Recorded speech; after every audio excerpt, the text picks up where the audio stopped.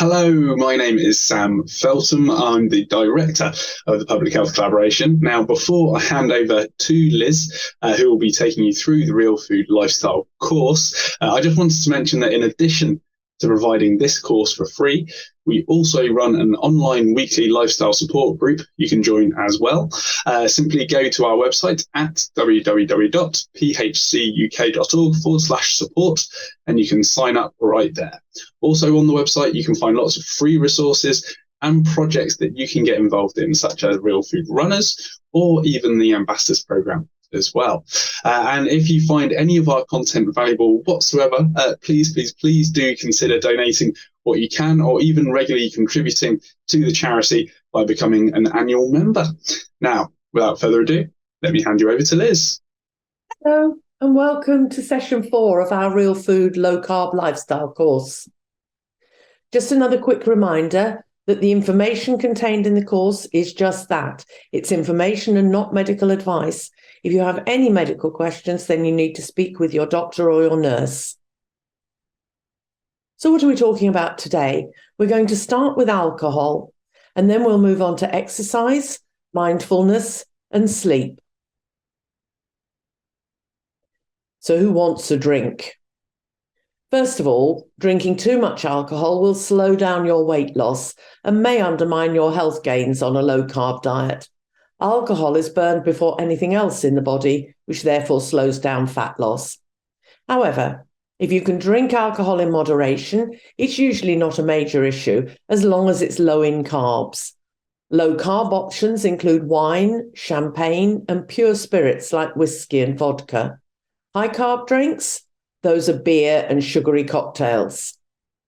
We've mentioned before the Diet Doctor website as being excellent for their visual guides, and alcohol is no exception. As you can see here on the left, we've got champagne with just 1 gram of carbohydrate, red wine, white wine around 2 to 3. It depends obviously on the dryness of the wine. The drier the wine, generally, the fewer carbs it has. There's a link to dietdoctor.com in the resources so that you can check it out again. Look for their visual guides.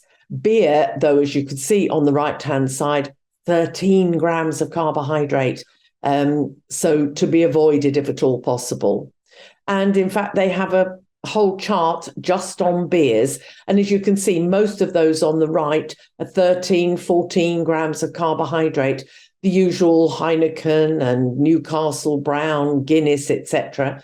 However, there are some good low-carb beers. You can see some of them on the left with as few as 1.5 grams of carb, others around 2 or 3. But remember, of course, 1 bottle of low-carb beer is 3 grams of carb. If you drink 6 of them, that'll be nearly 20 grams.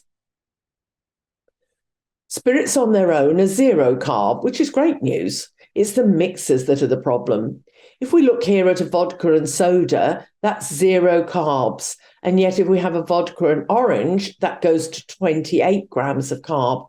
And it's the orange juice that's the problem, not the vodka. You can have the occasional slimline tonic, but remember that sweeteners trick your body into producing insulin, which will slow your weight loss. But the occasional gin or vodka and slimline tonic is fine. As you can see, the really high carb drinks are those ready-made cocktails. Here we've got Smirnoff Ice at 31 grams and a Bacardi Breezer nearly 40, so definitely avoid those. We need to look at a few notes about drinking alcohol when going low carb. As we've said, alcohol is burned first in the liver before anything else, and slowing fat burning in the process. Alcohol, therefore, slows down weight loss, particularly if you do it often. Furthermore, drinking alcohol can remove our inhibitions, and this can result in eating things you weren't planning to or needing to eat. If that happens, it further slows weight loss. Often you go to a party, you haven't eaten before you went, and you just decide you'll just have the 1 glass of wine, and then you maybe have a gin and tonic and a couple of glasses of wine, and then you toss caution to the wind and think, oh, blow it, I'll eat that sausage roll anyway. So be wary of that. For effective weight loss, drink alcohol in moderation, choosing the lower carb options, or just don't have it at all. Perhaps if you're used to drinking alcohol every day, maybe say for the next month, tell yourself you'll only have it at the weekend, or you'll only have the one glass. But sometimes saying no can be easier than limiting to one glass instead of half a bottle. So just don't have it during the week and treat yourself on a Saturday evening, for example. Most people find that their tolerance is reduced on low carb and that they're more likely to get a hangover on a smaller amount. So to minimize the risks, drink less alcohol than you normally would and make sure you drink enough water. Don't come home from a hard day's work thirsty, open the fridge, open a bottle of wine and down 2 glasses just to quench your thirst. Go to the tap or your water in the fridge and have a couple of glasses of that to quench your thirst, and then maybe open the wine and have 1 glass, which you'll enjoy more because you're not just guzzling it down. Sorry about that. Exercise? I thought you said extra fries. I do love that little cartoon and says what many of us, I think, have always thought about exercise. So we do need to be aware, if you're on diabetes medication, that exercise can increase the risk of low blood sugar. If you're just taking metformin, then there's no real risk. But for any other type of diabetes medication, the risk is there, though it's mostly very low and certainly doesn't mean you shouldn't exercise. Think of Steve Redgrave, who won all those Olympic gold medals and who's a type 2 diabetic dependent on insulin. If you're at all concerned, then check with your doctor before starting an exercise regime. Who's safe to exercise? Well, there are 1 or 2 people who need to be careful. If you have a history of heart disease, that's things like angina and heart failure, then you shouldn't exercise without speaking to your doctor or nurse first, or the diabetes team. If you have chest pain, then you definitely shouldn't exercise without being checked out by your GP first. If you have loss of sensation, which is also called neuropathy, then you need to wear appropriate shoes and check your feet regularly. Don't exercise if you have an ongoing foot problem that's under review by your GP or diabetes team until the problem's been resolved. For example, if you have an active foot ulcer, you shouldn't be exercising. Also, if you have severe eye problems, or also known as retinopathy, avoid vigorous exercise if you're under review of the eye team or you've been asked to have eye photos more frequently than once a year. Mild retinopathy isn't a problem, but if you've got more severe problems, then you should be careful about severe exercise. Kidney problems, however, which is also known as nephropathy, has no restrictions. In fact, there's good evidence to show that regular exercise can protect your kidneys. So go ahead and do whatever you wish in terms of exercise. So next, what do we mean by exercise? Basically, moving around. Exercise is important, not directly for losing weight. To work off a Mars bar, for example, you'd need to do about 2 hours brisk walking. There's a very good saying which goes, you can't outrun a bad diet. So if you eat the wrong things, you can't counteract that just by running or indeed any other exercise. Diet is the most important thing. And I will add at this point that I did absolutely no exercise at all during the time that I was following the blood sugar diet and losing the 4 stone that I did lose at that point. And I only started exercising after that. So inactivity is no excuse for not changing the way you eat or indeed losing weight. You can walk. This is easy, costs nothing, and especially if you do it in a group, can be really enjoyable. Ideally, though, you do need to walk at a good pace so that you increase your heart rate, get to feel a bit out of breath, struggle to carry on a conversation. A leisurely stroll around the park with the dog, stopping to chat to the other dog owners while the dogs run around, is good for the dogs and enjoyable for you, but it's not much use to you. So, get active and go briskly walking with that dog. He'll benefit too. Of course, you can join a gym. Most places now have a gym in the vicinity, and most run Keep Fit classes for all ages. Pilates and yoga classes are often held in community halls, and although that's not as vigorous, it is still excellent exercise. There are dance groups as well, often in community halls, so check those out too if that's something that interests you. Many do special rates for over 60s if that's something that applies to you. And remember that swimming is another great form of exercise, particularly for those who have painful joints where walking or running could be an issue.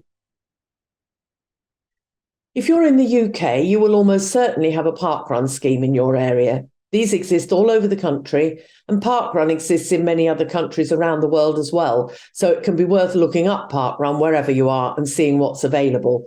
And maybe you could offer to set one up in your local community if you don't already have one. You need to sign up first, so here's the web address for the UK. You'll need to look online if you live elsewhere. Parkrun consists in a 5-kilometre course, that's about 2 miles. You don't have to run, you can walk, but it's a fantastic social event too, so you get to meet other people and make friends. Here's a short video about parkrun. Let's just take a listen.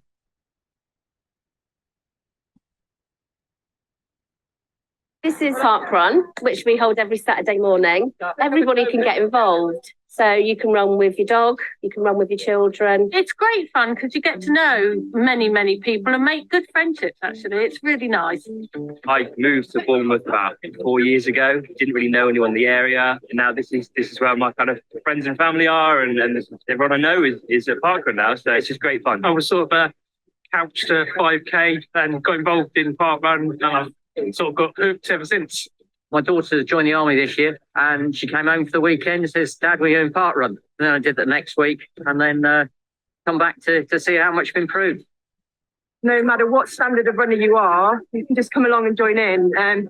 You get the club runners up the front, so off they go and they do their training. And then you get the people walking and you get families. It's for everybody. It's so easy to come along. You literally roll out of bed on a Saturday morning, turn up and go for a run. And it's so sociable. You can just turn up, speak to a load of people, have a great time and go home again. I just like the community. Like you can have a chat with everybody at the end. Everyone's there, like supporting you. It's really nice. You know, it's part of my life now. Every Saturday, it's a no-brainer. You just get up and you come down, and it's a real community. I started running at Parkrun, and I've been here ever since, really. So I just love it. I love the whole atmosphere. I love all the people. They're just such a lovely bunch. It's just amazing, really. So as you've heard there, it can be great fun. So why not check your own local one out? This is But perhaps you don't have time to go to the gym or go out first thing on a Saturday morning, or you don't have money for the membership of the gym. Housework can count as exercise too, though. Perhaps not the ironing, but running up and down stairs putting it away certainly would. And anyone who hovers a whole house regularly knows how much effort that takes. And running around after the kids. We all know how much energy we need to do that. Cleaning a whole house from top to bottom often results in us getting all hot and sweaty, a good indication that we've probably been exerting ourselves a fair bit and moving those muscles. It's all good exercise. As is, of course, gardening, particularly if you're doing the heavier things like digging or mowing the lawn. It's all good exercise. But you don't need to join a gym to do a good workout, though. I don't know if any of you have heard of Dr. Rangan Chatterjee. He does appear on various daytime TV programs talking about health and lifestyle, and he hosts now a very successful podcast. He's devised a great kitchen workout. In this video, he shows you what you can do in your own kitchen. It's not very long, so we'll give it a watch, and you can get an idea of what you can do.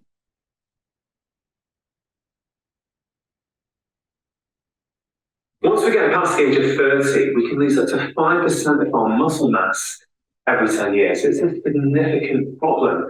So I'm always encouraging my patients to do more strength training.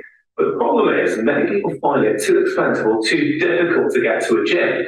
And that's why I created something that I call a 5-minute kitchen workout. It's become a huge hit with my patients. I've done it basically to try to help my patients get some strength training in around their busy lives. I go through this in detail in my book, The 4-Pillar Plan, but this video is designed to show you how you do the 5-minute kitchen workout in your own kitchen. The great thing about this workout is that you can do it whether you're 20 years old or whether you're 80 years old, and it can be modified for different strength and different mobility levels. Now, it's just a guide. You can tweak it to you see fit, but I'm going to go through it as it is currently written in my book. First exercise is squats. Now, squats are a great all-body exercise for strength and mobility. There are so many different ways of doing it to suit your strength level. The first thing I suggest is you hold on to something like this worktop and just start bending your knees, lowering them. Go as far down as you feel comfortable. Aim to do about 5 to 10. You could get a door handle. You could hold onto the door handle with one arm or two arms. And again, just start to squat down. Try and keep your back straight and go down as far as you feel comfortable. Some of you will only be able to go down a small amount like this. But that's absolutely fine. Whatever you feel comfortable with, start there. But as you get better and really good, you can actually hold on to something like this. Think about doing it on one leg. The point is, in the comfort of your own kitchen, you can do a workout at so many different levels. The next exercise are calf raises. So this is basically a really good workout for your lower limbs. And again, you can actually do these without holding on if you feel able to. So I will just go up and down, onto my tiptoes and down, many times as I can. Again, I normally say go for about 5 to 10. Now, if you need support, that's absolutely fine as well. You can hold on to a worktop. Hold on as you do your calf raises. Once you feel comfortable doing that, you can actually move out of the kitchen and go to your bottom staircase, which is where I am now. And actually just hold on to the stair rail. Actually lay yourself down and go all the way up. Go a bit lower than you can when you're just on the floor. Actually go a little bit higher as well. So you get a much bigger range of motion, a bit more of a workout. But this is just a simple way of actually making the exercise a little bit harder and just pushing it a little bit further. The next exercise is press-ups. Now, press-ups can actually be a really challenging exercise to do if you go straight onto the floor. So with many of my patients, I start against the wall. So what you do is you pop your hands down roughly shoulder width, or maybe slightly wider than shoulder width apart, and just start lowering your chest down towards the wall. Play around with your hand position a bit. If you feel comfortable. Try and keep your back straight as you're doing it. And again, I'd aim for about 5 to 10. Again, if you can only do 2, start with 2. And as you keep working out, as you keep progressing it, very soon you'll be able to build up. That's an easy place to start, but you can also make it a little bit trickier. So again, pop your hands down. Shoulder width apart is probably a good guide, but you can actually play around with that. Keep your back straight, keep your body straight, and then just start lowering your chest down.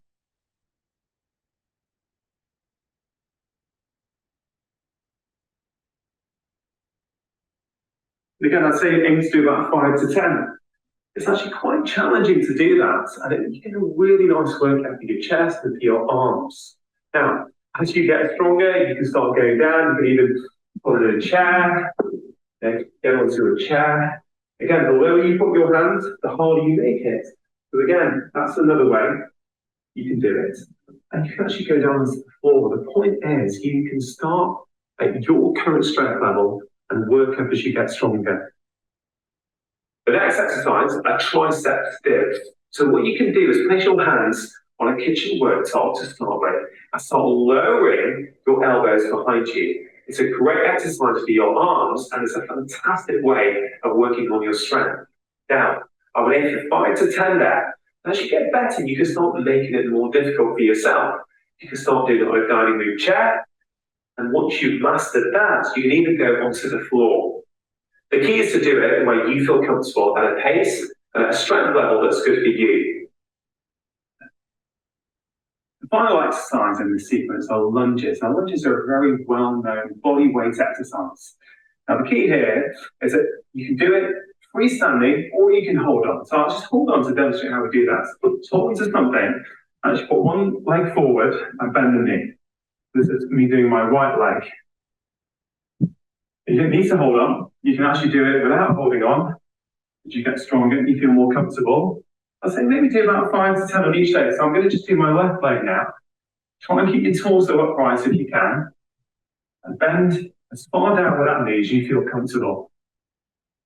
Now, the thing with lunges is once you get good at that, you can actually start looking around and adding things in. So, I'm in the kitchen, but I can grab something like a bottle of olive oil. This is a full one, it's not open yet. So what you can actually do is go do the lunge, but with a side rotation. Okay, and you can rotate to either side. Just another way of actually making it a little bit more fun and challenging yourself and adding on another movement. I can see I've got a couple of cans here, butter beans. Again, you can do something different. You can actually do a lunge, put your hands up, with some cans. It's actually amazing how tiring this workout can be. Now, I've just spent a few minutes going through those exercises. I'm actually in my own clothes, not to get changed, not to get any special equipment. I actually use olive oil and butter beans and just things that are lying around. And I think that's the beauty of it. In fact, many times in my surgery room, I've actually been on my surgery table or on the floor with patients actually showing them how they can do this. I really would encourage you to give this a try at home. It helps me, and I know it can help you. There are many more tips like this in my book, The 4-Pillar Plan, and I'm going to be making more videos like this, which you can get access to by signing up to my email online community at drchatty.com or following me on Facebook, YouTube, or Instagram.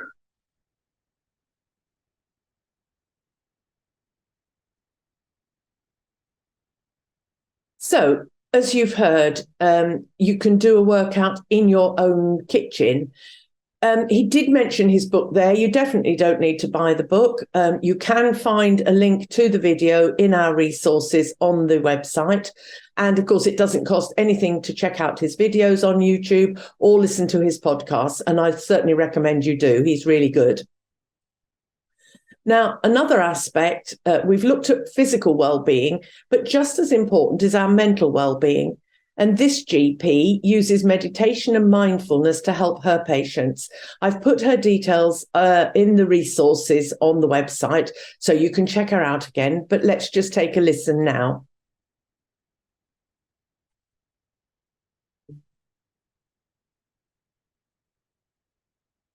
Hello, I'm Dr. Lisa Thomas, and I'm a family medicine doctor in South Wales in the UK. And I'm a member of the British Society of Lifestyle Medicine. And that means that in my routine general practice of patients, I like to empower them with the information on how they can improve their own health and well-being through lifestyle changes. And that's lifestyle changes that are backed with scientific evidence. Now, my particular passion is meditation. And I'm keen to share the power of that with everyone who will listen. And that's my aim with this channel. So meditation has got lots of benefits to it. It can help you heal. It can give you more energy, make you more positive and productive. And it can just generally lead to you being the best version of yourself. So to start off with, what is meditation? So meditation is a regular practice of bringing the focus and awareness to the present moment and bringing your attention to the stillness within. And it's often referred to as a practice because when it comes to meditation, practice certainly does make perfect. So it's worth doing it regularly. And it's got proven benefits both to the mind and the body. It's usually done for a set period of time. So I normally do 15 to 20 minutes in the morning, but you can choose to do it for as short as a minute or as long as an hour, whatever you choose. I like to refer to meditation as a breathing space to revive your mind and your body. So meditation has been around for a really long time. It's been around since early caveman days. There are caveman paintings depicting meditation, so presumably they sat around their fires gazing into the flames and got into a meditative state. It's not necessarily a religious practice, but it's actually been in many religions. It's seen in Hinduism, Judaism, Islam, Christianity, but as I said, and Buddhism, obviously. But as I said, it doesn't have to be religious. So there are 4 main schools of meditation: Buddhism, Zen, Transcendental, and more recently, mindfulness. They vary in the types of meditation that they do. I've written a bit more detail about that on my website, but my advice is to try a variation of meditation styles, because what might suit you might not suit another, and what might suit you on one day might not suit you on the next. So it's worth trying a few different ones. And on this channel, I'll add a few guided meditations of the various types, so you can try them out and see what you think. Do share your feedback, because I'm always really interested to hear about people's experience with different meditations. So leave me some comments about that. Anyway, that's it for today. And I'll try and add more videos ASAP. Okay, see you soon. Bye. And the link to her YouTube channel is in the resources available on the website, so do check that out. Also mention about sleep, because sleep is really important for good health. And we've again put links to several great articles on how to help you sleep better in the resources folder, so look them up. There are some really excellent ideas there. So just to recap, as we've said, start simple. You don't need to plan a 100-kilometre walk from day one. Walk a few minutes each day, building up slowly.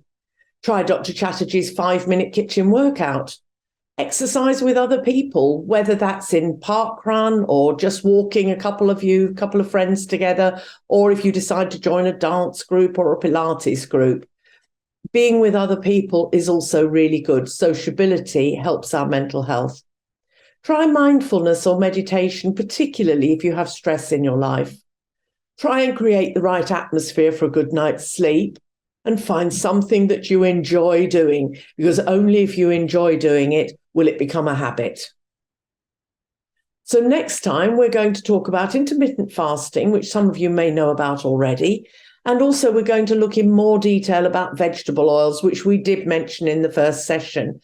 So thank you for listening this time, and I look forward to seeing you in the next episode. Bye-bye.